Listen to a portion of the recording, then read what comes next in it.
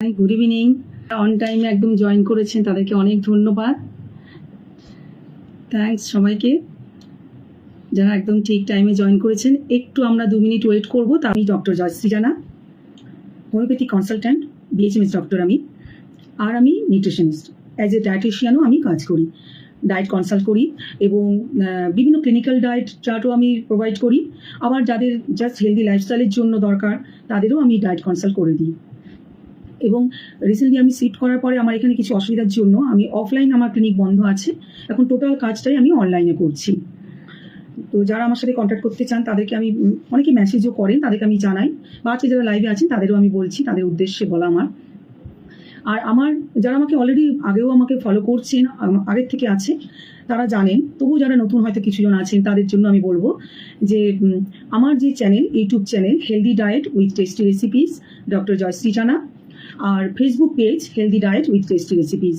সুস্থ জীবনযাপনের জন্য যতটুকু সম্ভব আমার কাছে যতটা নলেজ আছে, যতটা এক্সপিরিয়েন্স আছে, আমি প্রায় 17-18 বছর ধরে আমি হোমিওপ্যাথির সাথে যুক্ত, হোমিওপ্যাথি প্র্যাকটিসে যুক্ত আছি এবং আমি প্রায় 12-14 বছর ধরে আমি ডায়েট কনসাল্টেও যুক্ত আছি। তো এতদিনের আমার যে এক্সপিরিয়েন্স, আমার নলেজ, সেগুলো আমি এখন কোভিড আমাদের শিখিয়েছে অনলাইনেও আমরা অনেক কিছু করতে পারি, ঘরে বসে সবাইকে সার্ভিস দিতে পারি, সবার কাছে পৌঁছতে পারি। তো সেই শিক্ষাটাই আমি কাজে লাগিয়ে আমি এই ইউটিউব চ্যানেল, ফেসবুক পেজ এবং যতটা সম্ভব হয় চেষ্টা করি মাসে 2 মাসে একবার ফেসবুক লাইভ করা। এবং লাইভের মধ্যে আমি চেষ্টা করি এক একটা টপিক, এবং বিশেষ করে অনেক সময় অনেক ভিউয়ার্সদের তরফ থেকে যে টপিক আমাকে অনেকে সাজেস্ট করেন, অনেকে জানতে চান, অ্যাডভাইস দেন, তো সেগুলোকে মাথায় রেখে সেগুলো করি। তো আমার ভিউয়ার্স, আমার ফ্রেন্ডসের মধ্যে অনেকেই একটু ওল্ড এজ আছেন বা অনেকে মিডিল এজ আছেন, যারা আর কিছুদিন পরে ওল্ড এজে ঢুকবেন, প্রবেশ করবেন। তো ওল্ড এজের মানুষদেরও অনেক কিছু সমস্যা, অনেক কিছু অসুবিধা সুবিধা অনেক কিছু থাকে। তো তারাও যাতে সুস্থ জীবনযাপন করতে পারে। তো আজকের সেশনে আমার টপিক হচ্ছে health tips for old age person. বয়স্ক মানুষদের জন্য কিছু health tips, overall health tips, শুধুমাত্র ডায়েট নয়। বয়স্ক মানুষদের সুস্থ জীবনযাপনের জন্য কী রকমভাবে কী থাকা প্রয়োজন, কিভাবে তাদের লাইফস্টাইল, কিভাবে খাওয়া দাওয়া, সব কিছু দরকার। ওল্ড এজ বয়সটা মোটামুটি আমরা ধরে নিতে পারি 60-র পরে, কারণ সায়েন্সকে মাথায় রেখেই কিন্তু এই যে রিটায়ারমেন্ট, আমাদের যে কর্মজগৎ থেকে যে একটা সরকারি বেসরকারি সব জায়গাতেই রিটায়ারমেন্টের একটা নির্দিষ্ট টাইম রাখা আছে, টাইম ফিক্সড করা আছে। তো সেই জন্যে এই 60-র পর থেকে আমরা মোটামুটি একটা ওল্ড এজ ধরতে পারি। তো প্রথমে ইয়াং ওল্ড এজ ধরা হবে আপ টু 74 ইয়ার্স। 60-র পরে ধরুন 60তে খুব একটা ওল্ড সেই রকম পরিস্থিতি হয় না, মানে সুস্থ অবস্থাতেই তাদের রিটায়ারমেন্ট হয়। তো 64-65 থেকে আমরা 74 পর্যন্ত ধরে নিতে পারি ইয়াং ওল্ড। তারপরে হচ্ছে মিডিল ওল্ড, 75 থেকে আপ টু হচ্ছে আপনার 80। তো সেটা হলো যে মিডিল, 80 বা 84 এরকম ধরে নেওয়া যেতে পারে। আফটার 80 বা 85 সেটা হচ্ছে একদম ওল্ড অ্যান্ড ওল্ড, মানে পুরোপুরি ওল্ড এজ। তো বয়সের সাথে সাথে আমাদের শরীরে, মানে একদম নর্মালি হেলদি মানুষের অ্যাডাল্ট এজে যেরকম থাকে তাদের শারীরিক মানসিক সব গঠন, কিন্তু বয়সের সাথে সাথে অনেক কিছু পরিবর্তন হয়, আমাদের ফিজিক্যালি অনেক পরিবর্তন হয়, মেন্টালিও অনেক কিছু, মানে আমাদের যে হরমোনাল বিভিন্ন চেঞ্জেসগুলো আসে সেগুলোর সাথে সাথে কিন্তু সাইকোলজিক্যালও অনেক কিছু এফেক্ট পড়ে। সেই জন্য দেখবেন অনেক সময় অনেক ক্ষেত্রে যাদের বাড়িতে বয়স্ক মানুষ আছেন, আমার বাড়িতে অলরেডি আছে, আমার বাবার বাড়িতে আমার বাবা আছেন, আমার শ্বশুরবাড়িতে আমার শাশুড়িমাও আছেন, সবাই দুজনই বয়স্ক যথেষ্ট। তো আমি তাদের সাথে যখন আমি কথাবার্তা বলি, তাদের সাথে আমি মেলামেশা করি, আমি অনেক কিছু বুঝতে পারি, অনেক কিছু তারা ভুল করেন, অনেক কিছু তারা ছেলে মানুষই করেন। তো সেখানে কিন্তু রাগ করে অনেক সময় যেটা সাধারণ মানুষ করে ফেলে, যে খুব বেশি রাগ করে মেজাজ দেখিয়ে মিসবিহেভ করে ফেলে, তখন তারা কষ্ট পান, কারণ বয়স বাড়ার সাথে সাথে তাদের কিছু ফিজিক্যালিও কিছু অসুবিধা হয়ে যায়, তারা আগের মতো আর নিজের সক্ষমভাবে বাইরে যাওয়া চলাফেরা কাজকর্ম করতে পারে না। অনেকে এমনকি ঘরবন্দিও হয়ে যান পরপর, অন্তত যখন আফটার 80-85 হয়ে যায়, সেক্ষেত্রে বেশিরভাগ ক্ষেত্রে অনেকেই ঘরবন্দি হয়ে যান। তাই সেগুলোকে একটু ট্যাক্টফুলি হ্যান্ডেল করা উচিত। তো বয়স বাড়ার সাথে সাথে কী কী পরিবর্তন হয়, মানে এগুলো কিন্তু আমি বলবো যারা আজকে ইয়াং এজ মিডিল এজে আছেন তাদেরও কিন্তু আজকের এপিসোড খুবই উপকারী মনে করি। কারণ আপনার বাড়িতে কেউ বয়স্ক থাকতে পারে, তাহলে তাদের সাথে আপনি কিভাবে সব কিছু ট্যাকেল করবেন সেটাও আপনার জানা প্রয়োজন। আর আপনি নিজেও যখন বয়স হবে আপনার, আপনি ওল্ড এজে পৌঁছবেন, তখনও কিন্তু আপনার যাতে আপনার চেঞ্জেসগুলোর জন্য আপনি নিজে সাইকোলজিক্যালি ডিস্টার্ব না হয়ে পড়েন, আপনি যেন ডিপ্রেশনে না চলে যান। এটাও কিন্তু বয়স্ক মানুষদের একটা বড় সমস্যা দেখা যায়, অনেকে প্রচণ্ড বেশি ডিপ্রেশনে চলে যান। তো সেই সব যদি পরিস্থিতি না হয়, সেই জন্য আপনাদেরও জানা খুব প্রয়োজন। আমাদের টেস্ট বার্ডে কিছু চেঞ্জেস এসে যায়, কিছু আপনার মানে যে বার্ডসগুলো সেগুলো অনেকটা কমে যায়, তার সেন্সারি যে আমাদের সেন্স অর্গানটা অনেকখানি মানে তার ক্ষমতা কমে যায়, নার্ভের অ্যাক্টিভিটিস কমে যায়, যার জন্য কি হয় বিভিন্ন স্টিমুল্যান্টের যে ফিলিংস সেগুলো নষ্ট হয়ে যায়। তখন কি হয় না, আমরা মানে বয়স্ক মানুষরা যখন আমরা বয়স্ক হয়ে যাব, তখন সেই কারণে কি হয়, অনেক ভালো রান্নাও আমাদের কাছে টেস্টি লাগে না। বয়স্ক মানুষরা দেখবেন অনেক সময় অবজেকশন করে ফেলেন, আপনার হয়তো ঠিক লাগছে, নুন মিষ্টি সব কিছু টেস্ট ঠিক লাগছে, কিন্তু ওনাদের যে টেস্ট বাডসটা ডিস্টার্ব হয়ে গেছে, সেটা আপনাকে মাথায় রাখতে হবে। তো সেই কারণে ওনার টেস্টটা ঠিক মতো লাগছে না, উনি অবজেকশন করে ফেলছেন। তার জন্য চেঁচামেচি অশান্তি না করে আপনাকেও বসতে হবে। আর যারা নিজেরাও বয়স্ক হয়েছেন তারাও মনে করবেন যে না, অ্যাকচুয়ালি যে আপনাকে খারাপ কিছু খাওয়ানোর জন্য এটা করা হচ্ছে তা নয়, আপনার নিজের এটা সমস্যা, ওল্ড এজের জনিত আপনার কিন্তু এটা সমস্যা হয়েছে। এরকমভাবে টেস্ট বার্ডসের কিছু সমস্যা হবে, আপনার ফিজিক্যাল অ্যাক্টিভিটি আপনার অনেকখানি কমে যাবে, মোটর ডেভেলপমেন্টগুলো আপনার যেভাবে আপনি স্পিড ওয়ার্ক করতেন, যেভাবে আপনার বডি মুভমেন্ট করে কাজকর্ম করতেন, সব কিছু করতেন, সেগুলো সবই আপনার ডিস্টার্ব হবে। আপনার ডাইজেশনেও সমস্যা হতে পারে, কারণ আমাদের বয়স বাড়ার সাথে সাথে হাইড্রোক্লোরিক অ্যাসিড যেটা আমাদের স্টোমাক থেকে সিক্রেশন হয়, যেটা আমাদের ডাইজেশন সংক্রান্ত মানে ডাইজেশনে আমাদের খুব উপকার হয়, বাড়ার সাথে সাথে আপনার ডাইজেশনের ক্ষমতা কিন্তু কমতে পারে, আপনার হজমেরও অসুবিধা হতে পারে। আপনার যে সামান্য কিছু নর্মাল খাওয়া দাওয়া খেয়েও যদি আপনার গ্যাস অম্বল কোনো রকম ইনডাইজেশন হয়, তাহলে কিন্তু সেক্ষেত্রে আপনারা চিন্তা করবেন না, দুশ্চিন্তা করবেন না। বিশেষ করে চিন্তার থেকে বেশি আপনারা দুশ্চিন্তা করে ফেলেন, যারা বয়স্ক মানুষরা আছেন তারা দুশ্চিন্তা করে ফেলেন, তো সেই দুশ্চিন্তাটা করবেন না। আর যারা আছে তারাও বাড়ির লোকেরাও বেশি চিন্তা করবেন না। তার জন্য আপনার প্রয়োজনীয় আপনি কিছু ডায়েট প্ল্যান একটু চেঞ্জ করলেন, আপনার হয়তো যেটাতে অসুবিধা সেটা একটু স্কিপ করলেন, এরকমভাবে করবেন। বা সেরকম খুব যখন প্রথমে হোম ম্যানেজমেন্টে আপনার ঠিক হচ্ছে না, তখন একটু ডক্টর কনসাল্ট করবেন, ডক্টর ডায়েটিশিয়ান, আপনার যেটা ঠিক মনে হবে সেটা আপনি করবেন। তো এরকমভাবে ডাইজেশনের সমস্যা একটা হতে পারে, নিউরন সংক্রান্ত সমস্যা হয়, যার জন্য কিন্তু আপনার নার্ভ খুব এফেক্ট করে, ব্রেনে খুব বেশি এফেক্ট হয়, যার জন্য বয়স বাড়ার সাথে সাথে বয়সজনিত কারণে ডিমেনশিয়া, অ্যালজাইমার এরকম ধরনের কিছু সাইকোলজিক্যাল ডিসঅর্ডার দেখা যায়। এগুলোতে কি হয় না, মানুষ যেমনি ডিমেনশিয়াতে আপনার একটা মানে কাল্পনিক জগতে একটা থাকে, হ্যালুসিনেশন হয় তার, সে একটা ছোট ছোট মানে একেবারে যে সব কিছু ভুলে গেছে তা নয়, কিন্তু হয়তো কিছু কিছু জিনিস ভুলেছে, অল্প অল্প কিছু মনে আছে। আবার ইনস্ট্যান্ট খেয়ে উঠে বলছে না আমি তো লাঞ্চ করিনি, এরকম বলতেই পারে। এরকম ধরনের ছোট ছোট মানে একটা কুইক মেমোরি লস, হঠাৎ করে মেমোরি লস হচ্ছে, আবার মেমোরি ফিরে পাচ্ছে, এরকম হতে পারে। আবার হ্যালুসিনেশন মানে আপনার একটা কাল্পনিক জগতে যেন থাকে, সে আছে ঘরের মধ্যে কিন্তু সে ভাবছে যে বাইরে কোথাও সে ঘুরতে গেছে, সে পাহাড়ে উঠছে, তার হয়তো আগে কখনো পাহাড়ে ঘুরতে গেছে, সেই সব নিয়ে সে নানা রকম চিন্তা ভাবনা করছে, এরকম একটা কাল্পনিক জগতে থাকে, এবং সে ঘরে বসেই ভাবছে হয়তো আমি পাহাড়ে চড়ছি, এখন এই আমি পড়ে গেলাম, হঠাৎ মানে খাটে সে বসে আছে কিন্তু হঠাৎ করে সে হয়তো চেঁচিয়ে উঠলো, যা আমি পড়ে গেলাম, এরকম একটা নানা রকম একটা সিমটম তারা দেবে। এরকমভাবে কিছু মানে সাইকোলজিক্যাল ডিসঅর্ডার অ্যারাইজ করে বয়সজনিত কারণে। আর হচ্ছে ইমিউনিটি পাওয়ারও অনেকখানি কমে যায়। তাই বয়স বাড়ার সাথে সাথে যেমনি সেই জন্য সবসময় আমি বলি যে বাচ্চা এবং বয়স্ক সবাইকেই কিন্তু মানে ইমিউনিটি পাওয়ারটা একটু তাদের, একদম ছোট বাচ্চা এবং বয়স্কদের ইমিউনিটি পাওয়ার কম থাকে, তাই তাদের সবসময় সব কিছু বুঝে, বাচ্চাদের যখন খাওয়া শুরু করা হয় তাদেরকেও অনেক কিছু বুঝে, আমি বাচ্চাদের নিয়ে আমি ভিডিও করেছি, মানে লাইভও করেছি, আমার ইউটিউব চ্যানেলে ভিডিও দেওয়া আছে। যারা হয়তো প্রথম দেখছেন আমাকে, আমার চ্যানেলে প্লেলিস্ট তৈরি করা আছে, আপনার যেটা প্রয়োজন, আমি যে 4টে টপিক বললাম সেই টপিকগুলো রিলেটেড, যেটা টপিক রিলেটেড আপনার প্রয়োজন, আপনি চাইলে আমার ইউটিউব চ্যানেলে গিয়ে আপনি সেখানে সেই প্লেলিস্ট থেকে আপনার যেটা প্রয়োজন সেটা আপনি সার্চ করে দেখতে পারেন। তো সেই বাচ্চাদের কথা আমি যাচ্ছি না, কিন্তু আমি সেটা বললাম যে বাচ্চা এবং বয়স্কদের সাথে একই ক্যাটাগরিতে ফেলা হয়। তো বাচ্চারা থাকে গ্রোয়িং এজে, আর বয়স্করা থাকে তখন তারা কিন্তু ডিক্লাইন ফেজে থাকেন, তাদের সবকিছু ক্ষমতা আস্তে আস্তে কমে যায়, তার জন্য তারা বাচ্চার মতো হয়ে যায়।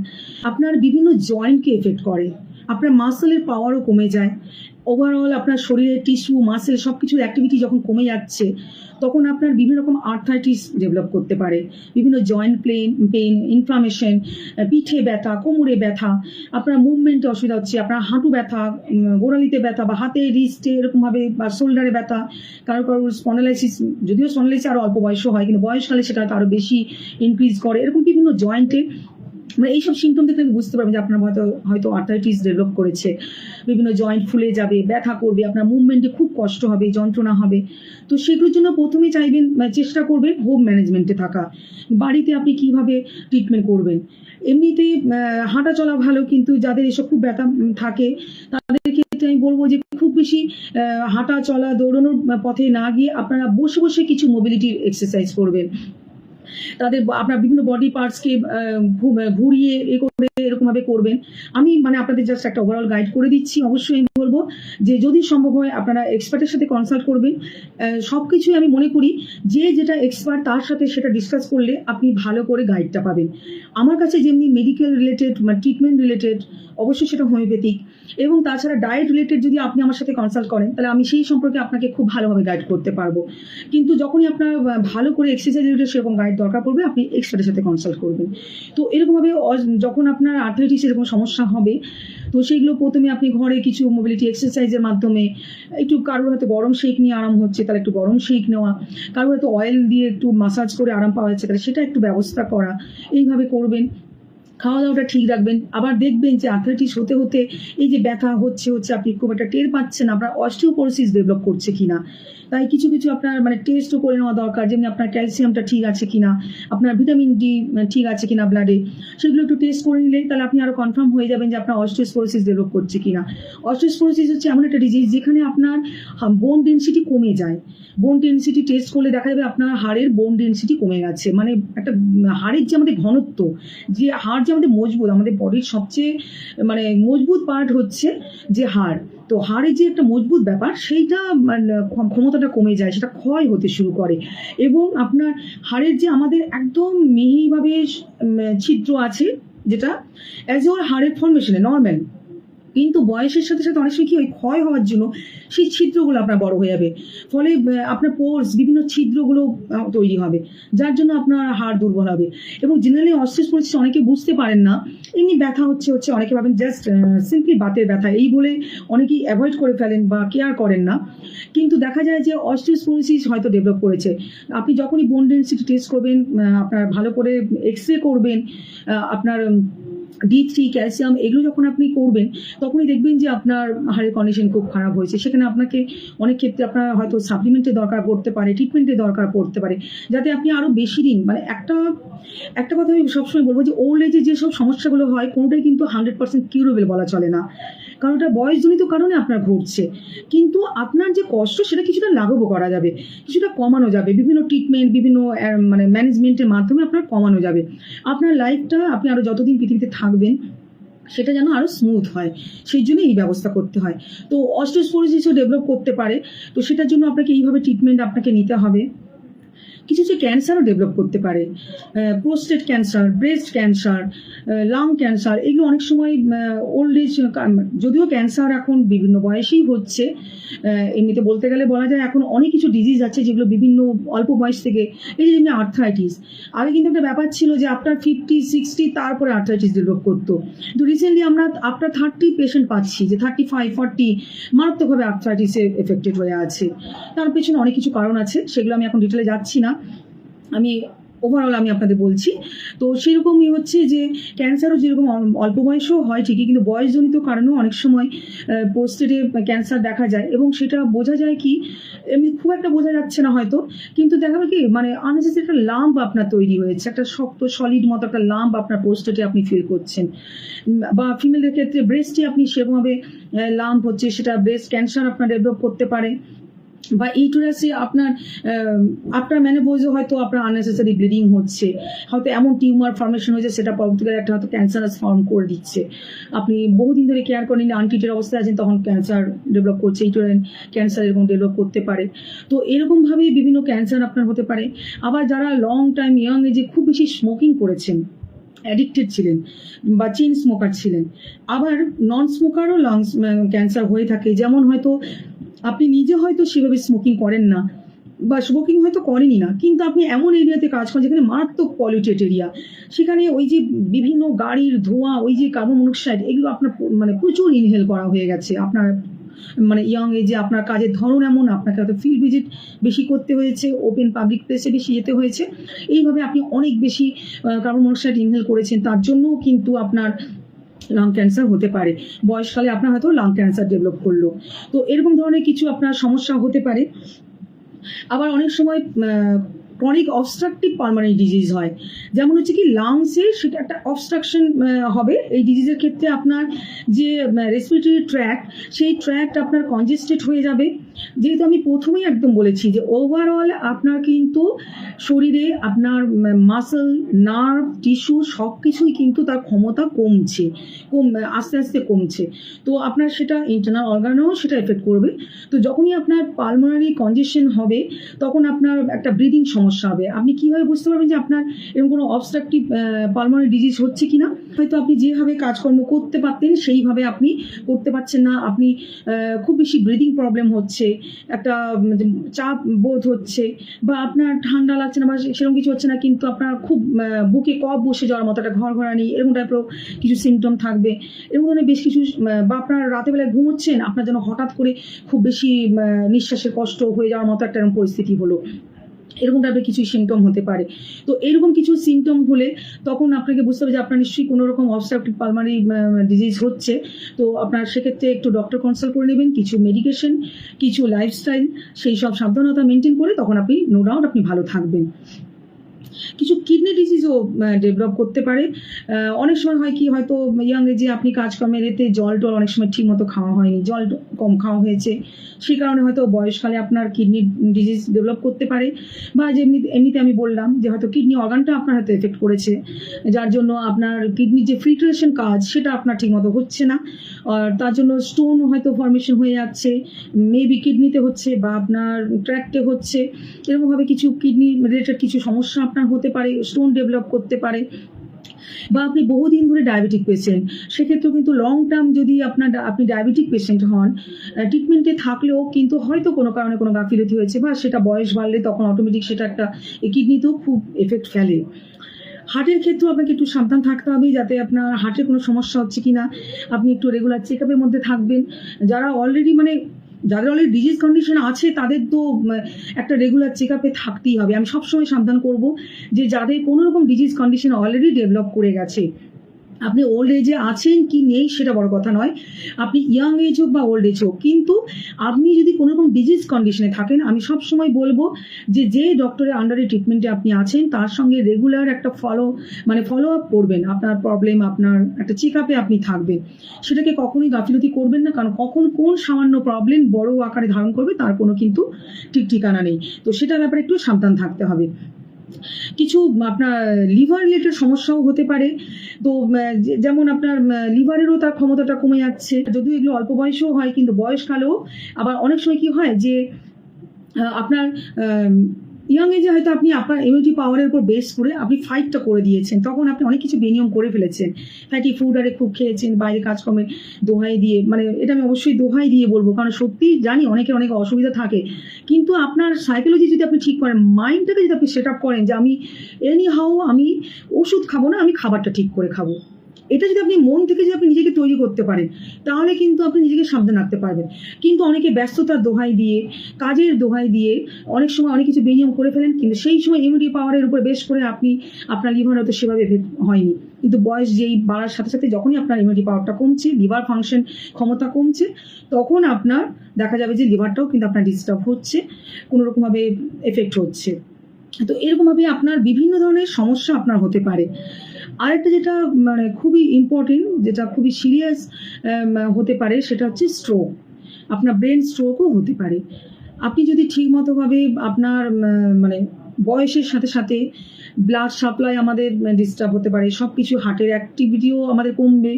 তো তারপরে আপনি যদি কোনো রকম বিনিয়োগ করে ফেলেন, তো সেক্ষেত্রে আপনার ব্লাড সাপ্লাই ব্রেনে ঠিকমতো যাবে না, অক্সিজেন সাপ্লাই ঠিকমতো হবে না, ব্লাড সাপ্লাই না গেলে তখনই কিন্তু আপনার ব্রেন স্ট্রোক হয়ে যাওয়ার খুব চান্স থাকবে। আর বয়সজনিত কারণে আপনার যদি ব্রেনের কোনো পার্ট এফেক্ট হয়েছে, ধরুন আপনার স্ট্রোক বা এমনিতেও এফেক্ট হয়েছে, সেক্ষেত্রে যেটা আমি প্রথম দিকে বলেছিলাম যে কিছু সাইকোলজিক্যাল ডিসঅর্ডার সিভিয়ারভাবে হয়, যেটা হচ্ছে অ্যালজাইমার ডিজিজ হতে পারে, ডিমেনশিয়া হতে পারে। তো এরকম ধরনের কিছু ডিজিজ কন্ডিশন আপনার অ্যারাইজ করতে পারে। এবং এই ব্রেন স্ট্রোক হয়ে গিয়ে অনেক সময় দেখা যায় যে পার্মানেন্ট একটা আপনার ডিসেবিলিটি ডেভেলপ করতে পারে। আপনি পার্মানেন্টলি আপনার কোনো একটা অঙ্গ আপনার প্যারালাইজ টাইপের হয়ে গেল, এরকমও হতে পারে।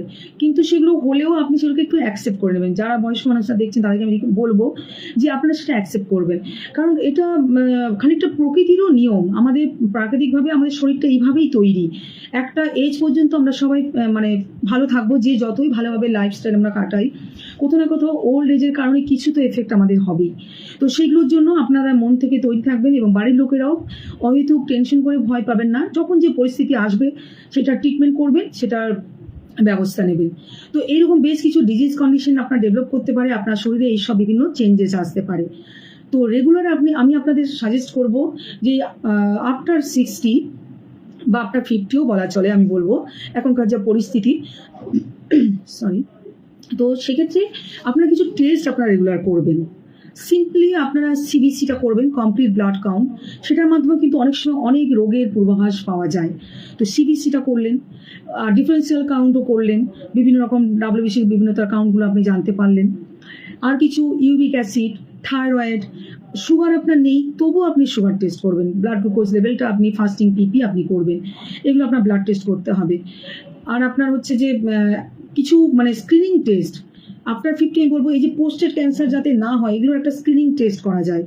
তো পোস্টেড ক্যান্সারের কিছু স্ক্রিনিং টেস্ট এগুলো আপনি করলেন, যাতে বা আপনার মহিলাদের জন্য আমি বলবো যে ব্রেস্টেরও ম্যামোগ্রাফি এগুলো কিছু করে নেওয়া দরকার একটা এজের পর। যদি আপনার সেরকম কোনো সন্দেহজনক সামান্য কিছু মনে হয়, সেগুলো করবেন, যাতে সময় থাকতে আপনি আপনার ডায়াগনোসিসটা হয়, যাতে আপনার লাইফটা স্মুথ থাকে। আমি একটা কথা মারাত্মকভাবে আমি বিশ্বাস করি যে একটা স্পিরিচুয়াল পাওয়ারের দ্বারা তো আমরা পরিচালিত হই। তো সেই স্পিরিচুয়াল পাওয়ার আমাদের যতক্ষণ না পৃথিবীতে আমাদের থেকে আমাদের ডাক আসছে, এক কথায় বলবো, আমরা পৃথিবীতে থাকবো, আমরা চাইলেও পৃথিবী থেকে যেতে পারবো না। তাই আমি মনে করি আমার চেষ্টাটা ওখানেই, যে পৃথিবীতে যতদিন আছে সবাই সুস্থভাবে থাকুন। আপনার লাইফটা যেন শেষ পর্যন্ত, শেষ নিঃশ্বাস পর্যন্ত যেন স্মুথলি আপনি কাটাতে পারেন, সেই চেষ্টাই আমি সবসময় করি আমার বিভিন্ন অ্যাডভাইসের মাধ্যমে। আপনাদেরও রিকোয়েস্ট করবো আপনারা সব কিছু একটু মেনে চলার চেষ্টা করবেন। তো এরকম কিছু আপনি টেস্ট আপনি করলেন। কিছু হিয়ারিং টেস্টও আপনি হিয়ারিং টেস্টটা করতে পারেন। বয়সজনিত কারণে কিন্তু অনেক সময় কানে শোনারও কিন্তু সমস্যা ডেভেলপ করে। হয়তো দেখা গেল সেই হিয়ারিং টেস্ট করতে গিয়ে আপনার হয়তো কানে এমন কিছু প্রবলেম হয়েছে, যেটার জন্য আপনার ট্রিটমেন্ট করে আপনি কানে শোনার ক্ষমতাটা অনেকখানি হয়তো ফিরে পেতে পারেন। একেবারে কালা হয়ে যাওয়ার মতো পরিস্থিতি হবে না। তাই হিয়ারিং টেস্ট করতে হবে। আই চেক আপও অবশ্যই করতে হবে। এমনিতে তো এখন কম্পিউটার ল্যাপটপের যুগে, ফোনের যুগে চোখ সবারই খারাপ হয়েছে, চশমা সবারই মোটামুটি লাগে, আমারও চশমা আছে। তো কিন্তু তবুও বয়সজনিত কারণে যেমনি গ্লাকোমা ডেভেলপ করতে পারে, ক্যাটারাক্ট ডেভেলপ করতে পারে। তো সেগুলো যাতে আপনি একটু সময় থাকতে ট্রিটমেন্ট করে বা একটা মাইনর সার্জারি করে যদি আপনি ভালো থাকেন, আপনার চোখের দৃষ্টি যদি ভালো থাকে, যতদিন পৃথিবীতে আছি আমরা সবাই চাইবো যে এই পৃথিবীটাকে আমরা যেন দেখে যেতে পারি, নিজের চোখেই দেখে যেতে পারি। তো সেই জন্য আই টেস্টও অবশ্যই, আই চেক আপও খুবই প্রয়োজন আছে। আর এছাড়াও আপনার যে এই যে আর্থ্রাইটিস রিলেটেড যেগুলো আমি প্রথম দিকে বলছিলাম, যে ক্যালসিয়াম লেভেল, D3 লেভেল, বোন ডেন্সিটি টেস্ট, এগুলোও আপনাকে করতে হবে। আর আপনার লিপিড প্রোফাইল, সেটাও আপনার করে নেওয়া খুব প্রয়োজন। আর লিপিড প্রোফাইল কিন্তু আপনাকে অনেক কিছু ডায়াগনোসিস করতে খুব ভালো সাহায্য করবে। লিপিড প্রোফাইলে যদি আপনার কোলেস্ট্রল লেভেল ঠিক থাকে, দ্যাটস ওকে। কিন্তু বিভিন্ন ধরনের যে কোলেস্ট্রলগুলো আছে, টোটাল কোলেস্ট্রল বা আপনার LDL, HDL, এগুলো বাড়া কমার উপরে অনেক কিছু নির্ভর করে। আপনার হার্টের কন্ডিশনকে কিন্তু রিপ্রেজেন্ট করে অনেক সময় কোলেস্ট্রল লেভেল। আপনার ব্রেন ফাংশনকেও রিপ্রেজেন্ট করবেই আপনার কোলেস্ট্রল লেভেল। তো এই লিপিড প্রোফাইলটা করে নেওয়াটাও খুব বেশি প্রয়োজন। লিভার ফাংশন টেস্ট করে নেওয়া দরকার, কিডনি ফাংশন টেস্ট, এরকমভাবে হোল বডি। আমি তো বলবো যে পারলে ইয়ারলি একবার করে আপনার হোল বডি চেক আপ করুন।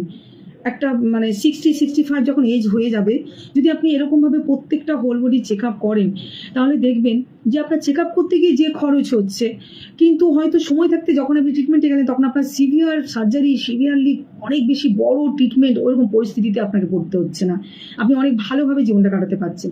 তাই আমি সবসময় বলবো যে মিনিমাম অসুবিধাতেও কিন্তু ওই কখন খুব বেশি বাড়বে, কখন খুব বেশি অসুবিধা হবে, তারপরে আমি টেস্ট করব, এটা কিন্তু করবেন না।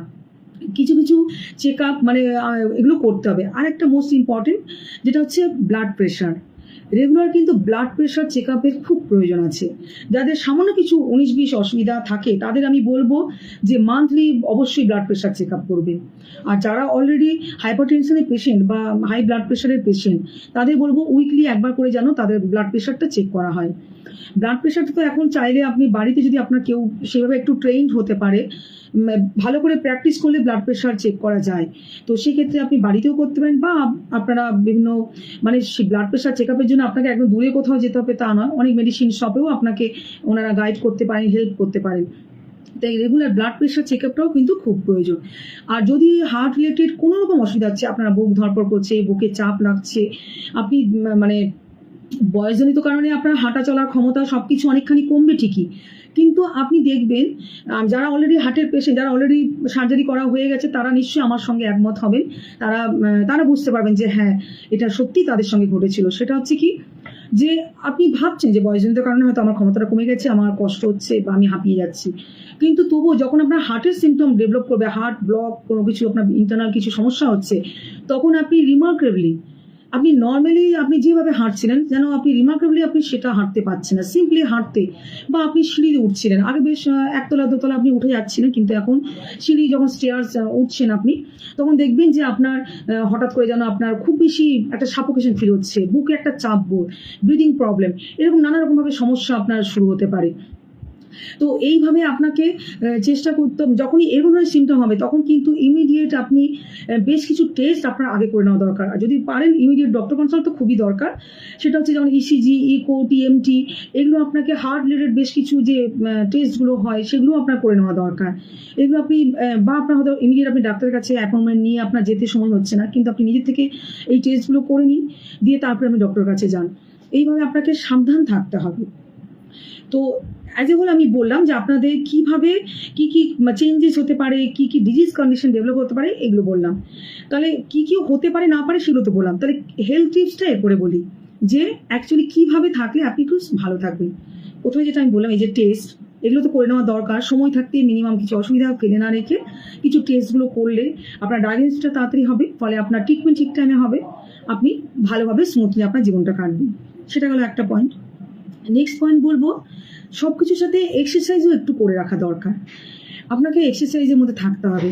যখন আপনি আপনার রিটায়ারমেন্ট হয়ে গেল, আপনার রোজকার যে অফিস যাওয়া, গাড়িতে ট্রাভেল করা বা অফিসে যাওয়া, সিঁড়িতে ওঠা, এই যে অ্যাক্টিভিটিসগুলো আফটার রিটায়ারমেন্ট আপনার এগুলো থেমে গেল। যতই আপনি হয়তো বাজার যাচ্ছেন, এই হাঁটতে হাঁটতে একটু এখানে দোকানে যাচ্ছেন, কিন্তু তবুও আপনার সারাদিন সময় করে 30 থেকে 40 মিনিট একটা এক্সারসাইজ প্ল্যানের মধ্যে থাকতে হবে। এরপরে বয়স হয়েছে, আপনার শরীরে মানে আপনার অ্যাট প্রেজেন্ট আপনার বয়স কত, আপনার ফিজিক্যাল কন্ডিশন কি অবস্থায় আছে, আপনার কার্যক্ষমতা কতটা আছে, সেটার উপর ডিপেন্ড করে অবশ্যই আপনাকে এক্সারসাইজটা করতে হবে। কিন্তু তবুও আমি এমনিতে বলবো যে আফটার 60-65 আপনার যদি অন্য কোনো অসুবিধা না হয়, আপনি কিছু অ্যারোবিক এক্সারসাইজ যেগুলো মোবিলিটি অ্যারোবিক এক্সারসাইজ যেগুলো হয়, যেগুলো আপনি যেমন হচ্ছে আপনি ব্রিক্স ওয়াকিং করছেন, তো মানে খুব স্পিড ওয়াক করতে হয়, যেটা অনেকটা স্পিড ওয়াক করবেন এবং যাতে আপনার খুব ভালো করে ঘাম ঝরছে, আপনার রেসপিরেটরি রেট বাড়াবার জন্য। কিন্তু যদি দেখেন যে আপনার যদি শারীরিক কন্ডিশন ব্রিক্স ওয়াক করার মতো না থাকে তাহলে করতে হবে না। তার জন্যই ওই জন্য আমি বারবার বলেছি যে এক্সপার্টের সাথে কনসাল্ট করা। কিন্তু এমনিতে যদি আপনার সেরকম কোনো সমস্যা না থাকে, আপনি কিছু এরকম এক্সারসাইজের মাধ্যমে, যেমন আপনি কিছু এই যে এন্ডুরেন্স এরোবিক এক্সারসাইজ যেগুলো, সেগুলো আপনারা করতেই পারেন যদি আপনার সেরকম অসুবিধা না থাকে। যেমন হচ্ছে আপনি ব্রিক্স ওয়াক করলেন, খুব স্পিডে হাঁটাহাঁটি করলেন রেগুলার, আপনি পারলে জগিং করতে পারেন, সুইমিং করতে পারেন, একটু সাইক্লিংও করতে পারেন, এগুলো করতে পারেন। আর তবে একটা কথা বলবো, যারা খুব বেশি ব্যথা বেদনায় ভুগছেন, অলরেডি আর্থ্রাইটিস খুব বেশি ডেভেলপ করে গেছে, তাদের ক্ষেত্রে আমি বলবো যে হাঁটা ভালো, নো ডাউট ভালো, এবং যত আপনি হাঁটা কিন্তু আবার আপনার মানে ওয়াকিং আপনার হার্টের জন্য কিন্তু, হার্ট এবং ব্রেনের জন্য মারাত্মকভাবে উপকারী। আপনার ব্লাড সার্কুলেশনকে খুব সুন্দর রাখতে, অ্যাক্টিভ রাখতে, আপনার অক্সিজেন হোল বডিতে অক্সিজেন সাপ্লাইও ভালো করে বজায় রাখতে কিন্তু খুব ভালো মানে কাজ করে।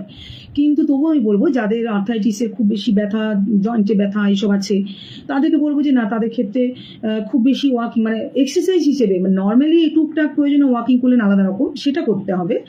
কিন্তু তাদের জন্য আমি কখনোই বলবো না যে ব্রিস্ক ওয়াকিং করুন, জগিং করুন, কারণ সেক্ষেত্রে কিন্তু আপনার অসুবিধা হবে। কারণ এইসব যে অস্টিওপোরোসিস, আর্থ্রাইটিস এসব ডেভেলপ করলে আপনার বিভিন্ন জয়েন্টের কার্টিলেজ ক্ষয় হতে থাকে, আপনার হাড় ক্ষয় হতে থাকে, তখন আপনি দৌড়তে গিয়ে হয়তো হোঁচট খেয়ে আপনি পড়ে গিয়ে আপনার ফ্র্যাকচার খুব, কারণ অস্টিওপোরোসিস যাদের থাকে তাদের খুব ইজিলি ফ্র্যাকচার হয়ে যেতে পারে, তো সেটা আরও আবার বড় সমস্যা তৈরি হবে। তো তাদের ক্ষেত্রে আমি বলবো বাড়িতে এক জায়গায় থেকে দাঁড়িয়ে বা বসে আপনি বিভিন্ন মোবিলিটি এক্সারসাইজ করুন। নেককে এরকমভাবে রোটেশন করে, বা ঘাড়ে ব্যথা হচ্ছে এরকম এই যে এক্সারসাইজগুলো কিছু আছে, কিছু আপনার শোল্ডার রোটেশন করুন, হাতকে এইভাবে ঘুরিয়ে করুন, এমনি করে হাত মানে এই যে সেট করে এরকম দুটো হাতকে এইভাবে করে এইভাবে কিছু এক্সারসাইজ, মানে জাস্ট আমি একটা আপনাদের রাফলি একটা আইডিয়া দিচ্ছি। কোমরকে রোটেট করুন, পারলে একটু ঘরের মধ্যে একটু যদি ওঠা বসা করতে পারেন করুন, যদি আপনার সম্ভব হয়, বা যদি কোমর ব্যথা থাকে তাহলে সেটা দরকার নেই।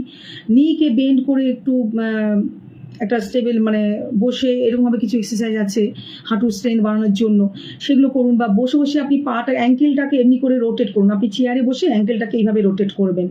এইভাবে যদি আপনি কিছু মোবিলিটি এক্সারসাইজ মানে জাস্ট টোটাল বডি পার্টগুলো একটা সিম্পলি একটা ফ্লেক্সিবল মোবিলিটি এরকম হবে। বা আরও সম্ভব হলে যদি আপনার একটু ক্ষমতা থাকে আপনি স্ট্রেচিং কিছু এক্সারসাইজ করুন, যেগুলোতে আপনার বডি মাসেলগুলো ভালো করে স্ট্রেচ হবে, সেরকম ধরনের কিছু স্ট্রেচিং এক্সারসাইজ করতে হবে। এরকম বেশ কিছু এক্সারসাইজ মানে যারা বাইরে বেরোতে যাদের অসুবিধা আছে, পারবেন না, মানে যাদের ফিজিক্যাল কন্ডিশনই পারমিট করবে না যে বাইরে বেরোনো উচিত, তাদের জন্য বলবো ঘরে তারা এগুলো করুন। আর চেষ্টা করবেন এক্সারসাইজ এই যে বা বাইরে আপনি যাচ্ছেন তো ঘরে এসেও আগে একটু স্থিত হবেন, সঙ্গে সঙ্গে হাঁপিয়ে গিয়ে তা থেকে ঠান্ডা জল খেয়ে নেবেন না, বরং আমি বলবো জলটা আপনার সাথে রাখবেন।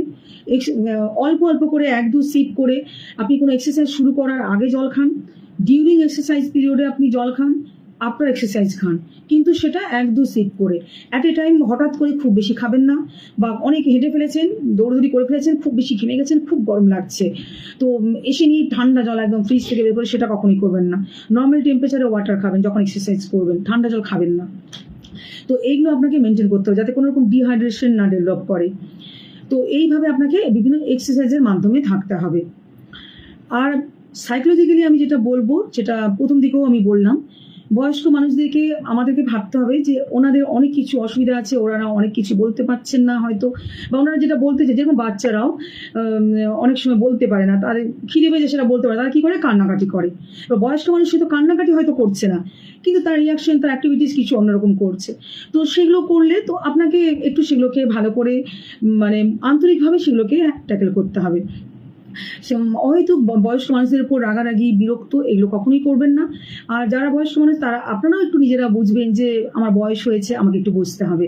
মানে বোথ সাইড সবসময় আমি বলবো যে মানে একটা বাড়িতে যখন বয়স্ক মানুষ থাকবে, ইয়াং মানুষ এবং ওল্ড মানুষ, আমি মনে করি তাদের দুজনের না সবসময় একটা যেন কাউন্সিলিং টাইপ একটা রিলেশন থাকবে, দুজনে একে অপরকে যেন কাউন্সিলিং করছে।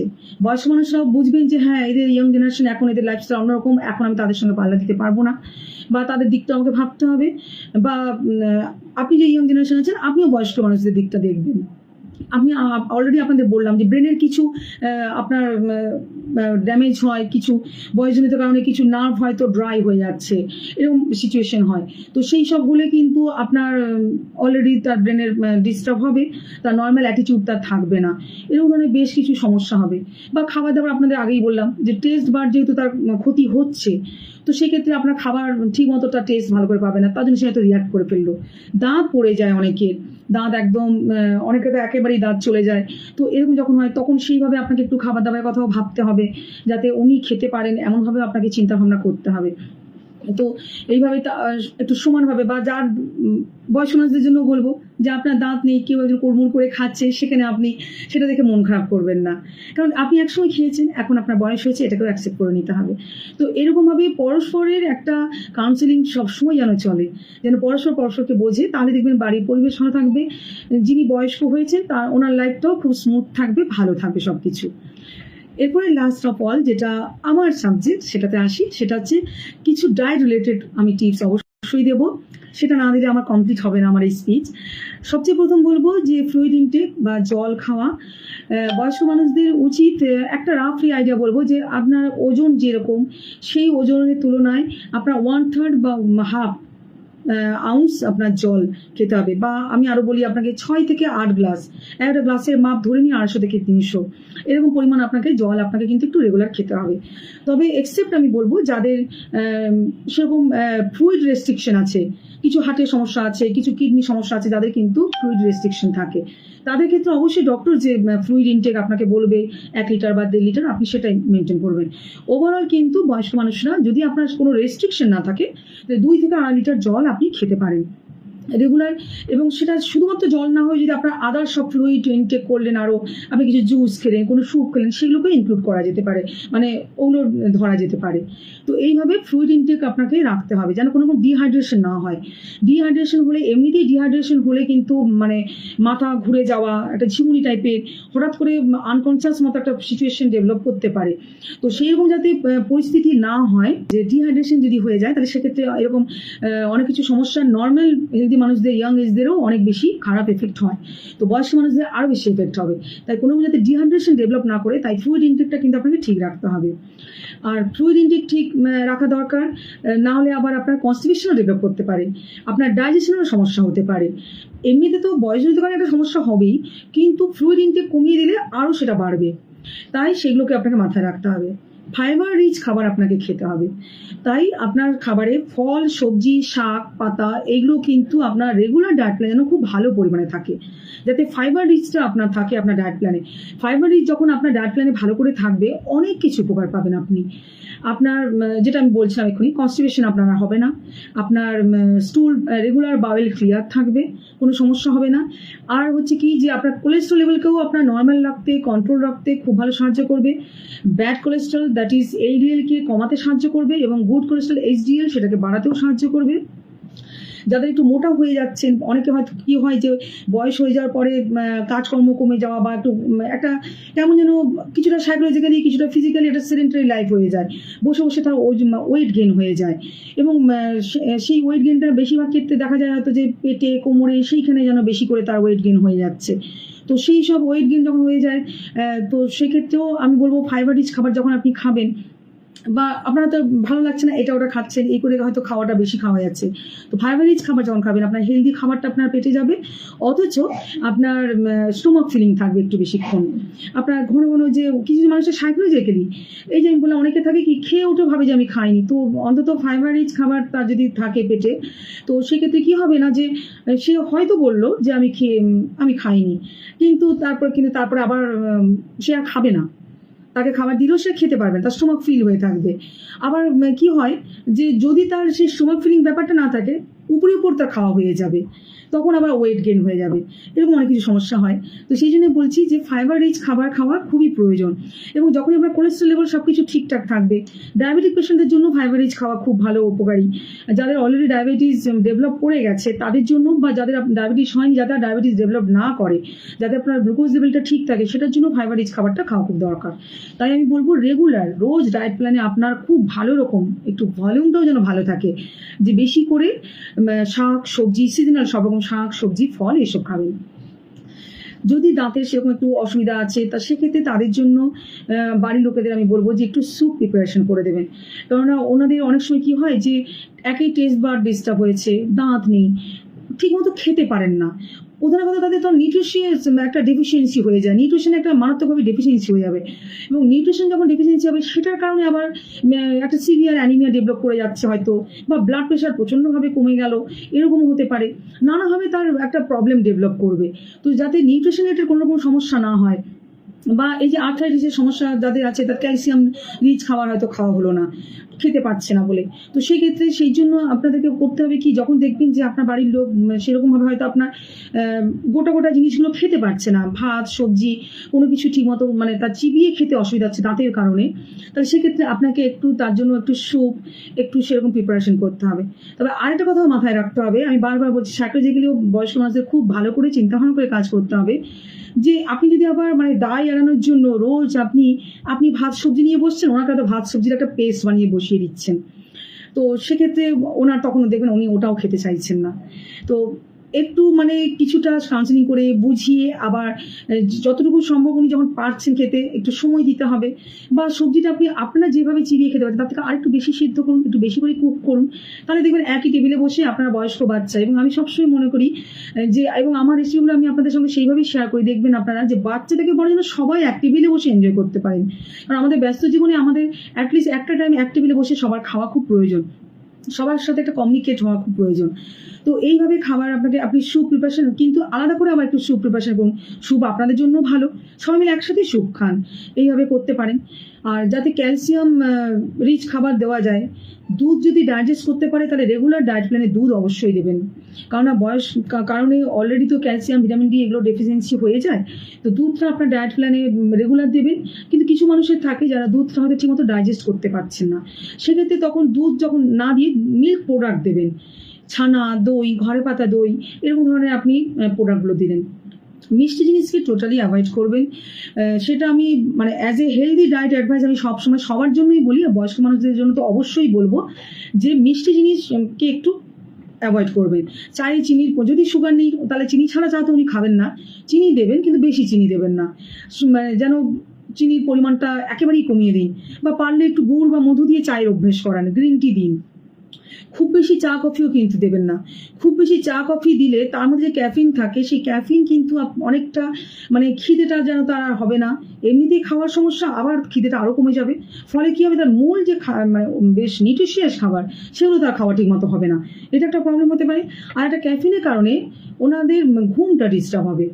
এমনিতেই তো নানা রকম মানে বয়স হলে যেটা হয়, যে বয়স্ক মানুষ দেখেছি তারা বসে বসে অনেক কিছু রিকল করেন, রিমেমোরাইজ করেন পুরোনো ঘটনা, অনেক কাজ, বা কিছুটা তারা মানসিকভাবে একটু ডিপ্রেশনেও চলে যান, যে এক সময় আমি এত করেছিলাম, এই করেছিলাম, ওই করেছিলাম, ওখানে গেছিলাম, এই কাজ করেছিলাম, কিন্তু আজ আমি বসে আছি, আমি ঘর থেকে বেরোতে পারছি না, এটা ডিপ্রেশন কাজ করে। সেটার জন্য শুতে গিয়েও হয়তো তার এমনিতে সেই কারণে তার ঘুম তো একটা ডিস্টার্ব, এমনিতেও বয়স, সেই জন্যই দেখা যায় যে বয়সকালে ঘুম ঠিক মতো হয় না অনেকে, সেটা তো একটা সমস্যা হতে পারে। তার উপরে যদি আবার এই চা কফি বেশি খাওয়ার অভ্যেস তৈরি হয়ে যায়, তাহলে সেটাও কিন্তু আপনার ঘুমকে ডিস্টার্ব করবে। তাই কোনো যেন ইনসমনিয়া ডেভেলপ না করে, তাই চা কফিকেও কিন্তু লিমিট রাখবেন। ফ্যাটকে একটু লিমিট রাখবেন, ফ্যাট বেশি দেবেন না, যতই ওনারা বলুন। বা আমি অ্যাট প্রেজেন্ট আমি নিজে যেটা লক্ষ্য করেছি, আমরা এখন যে হেলদি উপায়ে খাওয়া দাওয়া করি, একটু কনসাস হই, আমার সাথে সাথে যেমনি আরও অনেকে যারা আপনাকে দেখছেন তারা নিশ্চয়ই অনেকে আমার সাথে সাথে একমত বা চলছেন, আমার অ্যাডভাইস মেনে চলছেন। যারা চলছেন তাদেরকে অসংখ্য ধন্যবাদ যে হেলদি অ্যাডভাইসগুলো আপনারা মানেন, আপনারা সেইভাবেই রান্না করছেন। ইচ্ছে হলে মাঝে মধ্যে ব্রেক নেবেন ঠিকই, কিন্তু একটু হেলদি উপায়ে রান্নাবান্না করবেন। কিন্তু আগেকার দিনে মানুষদের কিন্তু বিশেষ করে আমাদের বেঙ্গলি ফুড বা Indian as a whole Indian ফুডও একটু অয়েলি স্পাইসি হয়। অথেন্টিক যে আমাদের বেঙ্গলি ফুড সেটা কিন্তু ম্যাক্সিমাম অয়েলি স্পাইসি ফুড। তো সেক্ষেত্রে মাছের জাস্ট কমন, আমাদের মাছে ভাতে বাঙালিতে মাছ নিয়ে আমি এক্সাম্পলটা দিই। মাছের ঝাল, মাছের প্রিপারেশন, আগেকার দিনে মানুষদের বেশ মাছের পাশে একটা বেশ অয়েলি ব্যাপার থাকবে, তবেই না মাছের ঝাল, মাছের ঝোল, এরকম একটা মানসিকতা তাদের থাকে। সেখানে আপনি কিছুটা বোঝাবেন, কিছুটা নিজে আস্তে আস্তে ওনাকে অভ্যেস করাবেন যে না, এখন বয়স হয়েছে, আপনার ডাইজেশনের অসুবিধা হবে, আপনাকে এটাই খেতে হবে, আপনি এটা খেয়ে ভালো থাকবেন, এরকমভাবে বোঝাতে হবে ওনাদেরকে একটু। এইভাবে ডায়েট প্ল্যানটাও তাদেরকে মানে ফ্যাটটাকে তাদের আস্তে আস্তে তাদের ডায়েট প্ল্যান থেকে কমাতে হবে। ভাজাভুজি, চপ, পকোড়া এগুলো ওনারা খুব পছন্দ করেন, সেগুলোকে একটু ওনাদেরকে, আগেকার দিনে থাকতো কি যে সন্ধে হলো না, চায়ের সাথে স্ন্যাক্স হিসেবে বেশ কিছু একটা ভাজাভুজি, এটা কিন্তু আগেকার দিনে বাঙালি ঘরের একটা কমন। বা সানডে মানেই বেশ লুচি পরোটা ছাড়া তো কথাই নেই, মাটন হতেই হবে, রেড মিট তো মাস্ট, এরকম বেশ কিছু বাঙালি আমাদের ট্র্যাডিশন আগেকার দিনে ছিল, কিন্তু এখন আমরা অনেক চেঞ্জ হয়ে গেছি। তো এটা ওনাদেরকে বোঝাতে হবে, বা রেড মিটটাকে অ্যাভয়েড করাতে হবে ওনাদেরকে। ছোট মাছ একটু বিশেষ করে ওনাদেরকে যাতে খাওয়ানো হয় সেগুলো বুঝিয়ে ওনাদেরকে খাওয়ানোর অভ্যেস করতে হবে। এইভাবে আপনাদেরকে তাদের ডায়েট প্ল্যানটা একটু চেঞ্জ করতে হবে। প্রোটিনটা একটু বেশি করে দেবেন, এবং সবসময় যে ননভেজ প্রোটিনই দিতে হবে তার কোনো মানে নেই, বা দেওয়ার প্রয়োজনও নেই। আমি বলবো বয়স্ক মানুষদের ননভেজ প্রোটিন দিতে গেলে আবার হয় কি যে ধরুন মাছ, চিকেন, সেগুলো আপনি প্রোটিন, নো ডাউট প্রোটিন প্রচুর পরিমাণে থাকে, কিন্তু তাতে আবার ফ্যাটের পরিমাণটাও একটু বেশি থাকে। তাই বয়স্ক মানুষদের মাছ মাংস থেকে তাদেরকে একটু ভেজিটেবল প্রোটিনটা বেশি করে দেবেন। তাদের বিভিন্ন ধরনের ডাল জাতীয় জিনিস দিলেন, বিভিন্ন দানা জাতীয় জিনিস, বিভিন্ন বাদাম, এগুলো আপনি তার ডায়েট প্ল্যানে ইনক্লুড করুন। এরপর বলবেন যাদের দাঁত নেই তারা কী করে খাবে, তাদের যে মিল্কটা দুধটা দেবেন একটু মিল্ক শেকটা বানিয়ে দিন, তাতে আপনি বাদামটাকে একদম গুঁড়ো করে দাঁতে দিয়ে দিন, বা দানা জাতীয় জিনিসগুলো ভালো করে প্রেশার কুক করে একটু সেইভাবে প্রিপারেশন করুন যাতে উনি নিতে পারেন।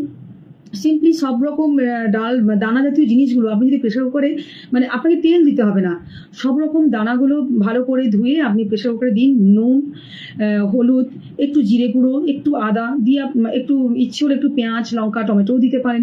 এগুলো দিয়ে আপনি ভালো করে সিটি দিন এবং খুব ভালো করে যাতে সেদ্ধ হয়ে যায়, যাতে উনি স্ম্যাশড, মানে এত সুন্দর স্ম্যাশড হবে যে ওনাকে দাঁত দুর্বল বা দাঁত নেই বলে ওনার খেতে অসুবিধা হবে না। এইভাবে স্ম্যাশ করে আপনি এক বোল দিন, ওখানে উনি হেলদি ফ্যাট পাবেন, ফাইবার রিচ পাবেন, প্রোটিন রিচ পাবেন। তাহলে এরকম ভেজিটেবল প্রোটিনটাও আপনি ওনাকে দিতে পারবেন। আর যারা ননভেজ খান ননভেজটা দেবেন, কিন্তু তবুও আমি বলবো বয়স হলে কিন্তু ননভেজটা পরিমাণ একটু কমিয়ে দেবেন। উইকলি 3 থেকে 4 দিন আপনি ননভেজ দিলেন, আর 3 দিন আপনি একদম পিওরলি ভেজ খাওয়াবেন, এরকমভাবে করতে হবে। প্রোটিনটাকে এইভাবে রিচ করতে হবে। কার্বোহাইড্রেটটাও একটু কমাতে হবে, কারণ যেহেতু ওনারা একটু ঘরে বসে বেশি থাকবেন, যাতে এক্সেস ওয়েট গেইন না হয়ে যায়। অ্যাজ এ হোল তো বডি মেটাবলিজম তাদের অনেকখানি কমে যায় না, তো বেশি কার্বোহাইড্রেট খেলেও তাদের অসুবিধা হতে পারে। তাই কার্বোহাইড্রেটটাকে একটু কন্ট্রোলে রাখবেন। আর যারা অলরেডি ডায়াবেটিক পেশেন্ট বা যাদের অলরেডি একটু হেভি মানে ওয়েট আছে, তাদের ক্ষেত্রে কার্বোহাইড্রেট নো ডাউট কন্ট্রোল করা খুবই প্রয়োজন আছে। তো এইভাবে তাদের ডায়েট প্ল্যানগুলো করতে হবে। আর খাবারগুলো বানাতে হবে মানে বাচ্চাদের মতো করেই তাদেরকেও চেঞ্জ করে দিতে হবে। সে চিবোতে পারছে না বলে বা একটা শক্ত জিনিস খেতে পারছে না বলে তাকে আমি আর সেটাকে একেবারে টোটালি স্কিপ করবো, তাকে আর কোনোদিনই সেটা দেবো না। সেটা না করে একটু তার কথা ভেবে কিছু তার জন্য প্রিপারেশন করে দিন, এরকমভাবে করতে হবে। বা একসাথে বানিয়ে আপনারা সবাই সেটা খান না, কি অসুবিধা আছে, এইভাবেও আপনারা করবেন। এইভাবে সব রকমভাবে তার ডায়েট প্ল্যানটাকে একটু মেনটেন করুন এবং দেখবেন যে তখন দেখবেন যে ডিজিজ কন্ডিশন থেকে অনেকখানি রিকভারি হচ্ছে। অ্যাজ এ হোল বাড়ির পরিবেশটা ভালো থাকছে, সব কিছু ঠিক থাকবে। তো ওভারঅল আমি এই বয়স্ক মানুষদের কথা ভেবে, যারা অলরেডি বয়স্ক হয়েছেন বা যারা আমরা সবাই বয়স্ক হব একদিন, তো সবার জন্যই আমি আজকের এপিসোড। এরপরে এই কোশ্চেন রিলেটেড, এই টপিক রিলেটেড যাদের যদি কোনো রকম কোশ্চেন থাকে তারা অবশ্যই করতে পারেন। আমি বলেছিলাম যে অন্তত 2 থেকে 2.5 লিটার জল খাওয়া যাবে বয়স্ক মানুষদের, কিন্তু যাদের সেরকম সমস্যা আছে, কিডনির সমস্যা বা কিছু হার্টের সমস্যা থাকে, যেখানে স্পেশালিস্ট ডক্টররা তা একটা ফ্লুইড রেস্ট্রিকশন করে দেন। কারণ কিডনি ফাংশন যাদের সমস্যা থাকে তারা তো ফ্লুইডটা বেশি নিলে তখন সেখানে তারা তো মানে কিডনি তো ফিল্ট্রেট করতে পারছে না ঠিক মতো, ফিল্ট্রেশনের সমস্যা হচ্ছে, সেই জন্যই তাদের ফ্লুইড রেস্ট্রিকশন করা হয়। তো তারা অবশ্যই তাদের সেই ডক্টরের অ্যাডভাইস অনুযায়ী সেই রকমই ফ্লুইড ইনটেক করবেন। একদম যে জোর জবরদস্তি আপনাকে 2 থেকে 2.5 লিটার খেতে হবে তা কিন্তু নয়। ইউরিনে ট্রাভেল হলে ডক্টর কী করি? ইচ্ছে যে বয়স্ক মানুষদের ইউরিনে ট্রাভেল, কেননা বয়সজনিত কারণে কিন্তু মানে মাসেল কন্ট্রাকশন আগের মতো থাকে না, তো ফ্রিকোয়েন্সি অফ মিকচুরেশন খুব ডেভেলপ করে। এটাও একটা প্রবলেম হয়, যেটা একদম যে ডিজিজ কন্ডিশন তা নয়, কিন্তু ওনাদের কন্ট্রোল করার ক্ষমতাটাই হয়তো কমে যায়। তো হয়তো নয়, কন্ট্রোল করার ক্ষমতাই কমে যায় বয়স বাড়ার সাথে সাথে। তো সেক্ষেত্রে আপনাকে চেষ্টা করতে হবে যে ওনাকে সেরকম রুমে রাখা যেখানে অ্যাটাচ টয়লেট আছে, যাতে উনি তাড়াতাড়ি, যদি উনি হাঁটাচলা করছেন এখন, যাতে উনি তাড়াতাড়ি টয়লেটে যেতে পারেন সেটা ব্যবস্থা করতে হবে। বা যদি সেটাও অসুবিধা হয়, আমি বলবো যে ওই আগেকার পুরনো কনসেপ্ট যে না ঘরের মধ্যে টয়লেট করবে, এইসব চিন্তাভাবনা থেকে দূরে সরাতে হবে নিজেকে। বয়স্ক মানুষ থাকলে অনেক কিছু নিয়ম পাল্টে নিতে হয়। তো সেক্ষেত্রে আপনি কিছু বড় কন্টেনার মানে বালতি বা গামলা টাইপে কিছু রাখুন, যাতে উনি বেডের পাশেই উনি ইউরিন পাস করতে পারেন। তারপরে সেটাকে আপনি একটু ফেলার ব্যবস্থা করবেন। আপনার বাড়িতে কেউ হেল্পিং হ্যান্ড থাকুক বা আপনি নিজে গ্লাভস পরে করুন বা কিছু, যদি এটা ওরকম ব্যবস্থা করতে পারেন। আর আমাদের সায়েন্স তো উন্নত হচ্ছে, এখন অ্যাডাল্ট ডায়াপারও পাওয়া যায়। রাতটা বিশেষ করে আমি বলবো যাদের একটু ইউরিনের ফ্রিকুয়েন্সি অফ মিকচুরেশন আছে, যাদের খুব বেশি ঘন ঘন ইউরিন যাওয়ার টেন্ডেন্সি থাকে, তাদেরকে আমি বলবো অবশ্যই যাদের বাড়িতে বয়স্ক মানে তাদের রাতটা অন্তত ডায়াপার পরাবেন। কারণ কি এমনিতেও তাদের বয়সজনিত কারণে ঘুমটা একটু কমেই যায়। তারপরে যদি সারা রাতে 3 বার 4 বার 5 বার যদি তারা ইউরিনের জন্য ওঠেন, তখন তাদের ঘুমটা আরও ডিস্টার্ব হবে, এবং যখনই ঘুম ডিস্টার্ব হবে তখন তার শরীরে সেটা এফেক্ট করবে, তার বিভিন্ন রোগ ডেভেলপ করতে পারে, তার মেজাজ খিটখিটে হয়ে থাকতে পারে। যদি ঘুমটা ডিস্টার্ব না হয়, তাহলে আমি বলবো যাদের ইউরিনের সমস্যা আছে তাদের নাইটে অবশ্যই ডায়াপার ইউজ করবেন। আর তারপরে আদারওয়াইজ সারাদিন যদি উনি হাঁটাচলা করতে পারছেন কিন্তু কন্ট্রোল করার ক্ষমতাটা কম, সেক্ষেত্রে এইরকম কিছু ব্যবস্থা আপনাকে করতে হবে। আর যিনি বয়স্ক মানুষ তাকেও একটু বোঝাতে হবে যে আপনার যখন, বা যেরকম ছোটো বাচ্চাদের কী হয়, যখন তারা প্রথমে তো তারা টোটালি বেডে পড়ে, কিন্তু আমরাই তো তাদেরকে শেখাই যে টাইমলি ইউরিন করতে হবে বা ইউরিন করলে উঠতে হবে, সেরকম বয়স হয়ে গেলো আবার নতুন করে তাদেরকে শেখাতে হবে। বা আপনি হয়তো প্রথমে একটু ভালো করে ওয়াচ করবেন ওরকম যদি পেশেন্ট থাকে, যে মোটামুটি সারাদিনে কতবার করছেন বা কত ঘন্টা পর পর উনি করছেন ইউরিনটা। যখন দেখেন যে 2 ঘন্টা গ্যাপে গ্যাপে ওনার ইউরিন পাচ্ছে, তো আপনি ঠিক তার আগে ওনাকে একবার নক করে দিন যে আপনি একবার ইউরিনটা পাস করে আসুন, এরকমভাবে একটু গাইড করুন। আর বারবার আপনি নক করবেন যখন, তখন কোথাও কোথাও ওনারও একটু মনে হবে ইস বারবার বলছে, তার থেকে নিজের থেকেই যায়, একটু ওনারও হ্যাবিট হয়ে যাবে। এরকম হ্যাবিট মানে সেই বাচ্চা বয়সে নিয়ে হ্যাবিট করাতে হয়, যদি বয়স্কদেরকে আবার নতুন করে হ্যাবিট করাতে হবে। বিশেষত বয়স হলেই কোমরে ব্যথাতে মানে প্রচুর পেশেন্ট এরকম পাওয়া যায়। কোমরে ব্যথা হলে আপনাকে একটা কথা বলি, এখন আমাদের রান্নাবান্নার ধরন হয়ে গেছে দাঁড়িয়ে রান্না করা।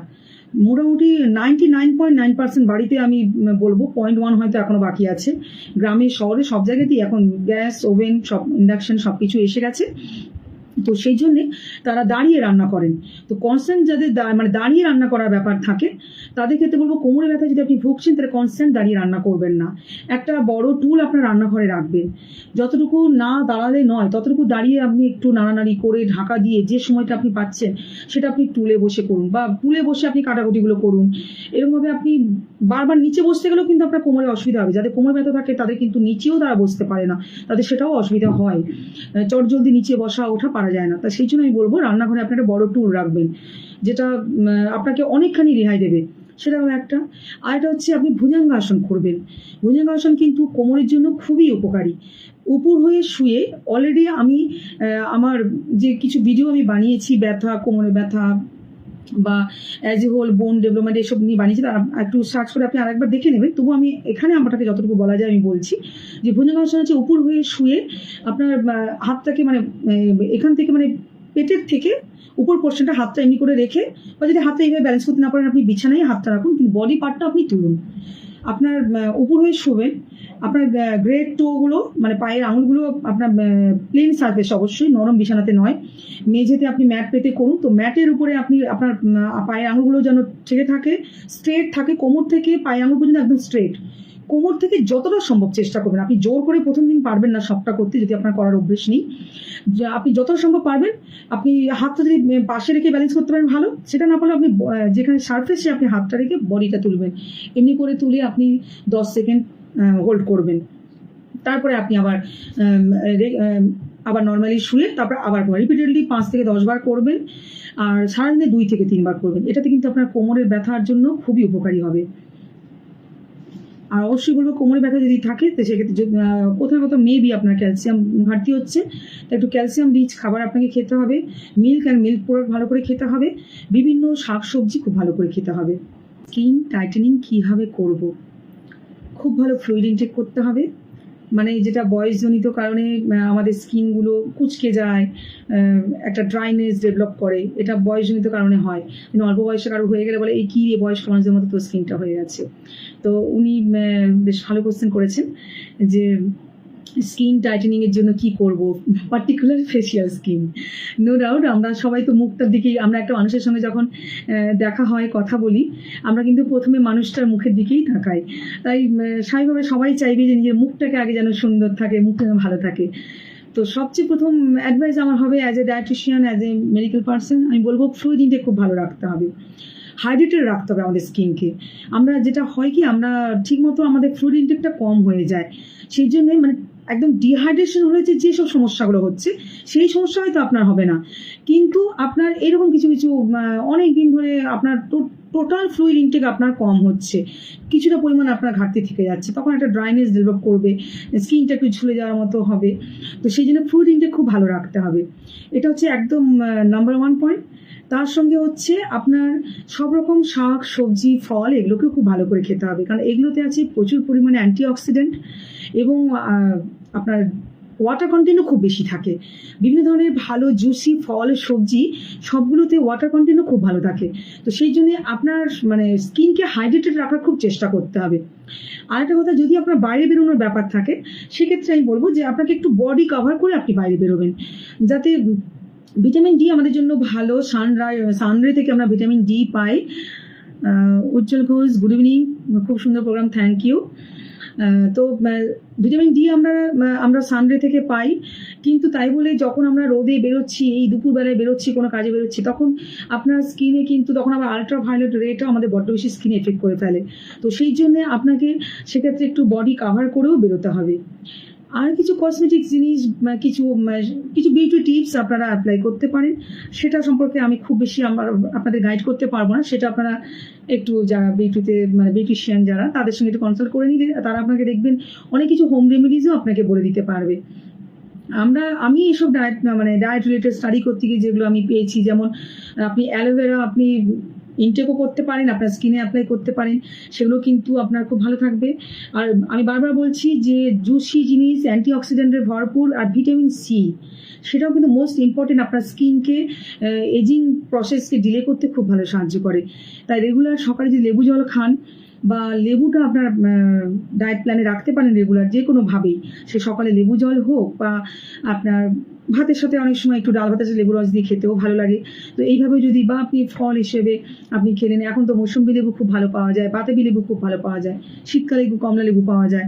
তো এই যে বিভিন্ন ভিটামিন সি রিচ যে ফুডগুলো, আমলকিও খুব ভালো, যেগুলো খুব বেশি পরিমাণে ভিটামিন সি আছে, অ্যান্টিঅক্সিডেন্টে ভরপুর আছে, এইসব জিনিসগুলো যদি আপনার ডায়েট প্ল্যানে ভালো করে ইনক্লুড করেন।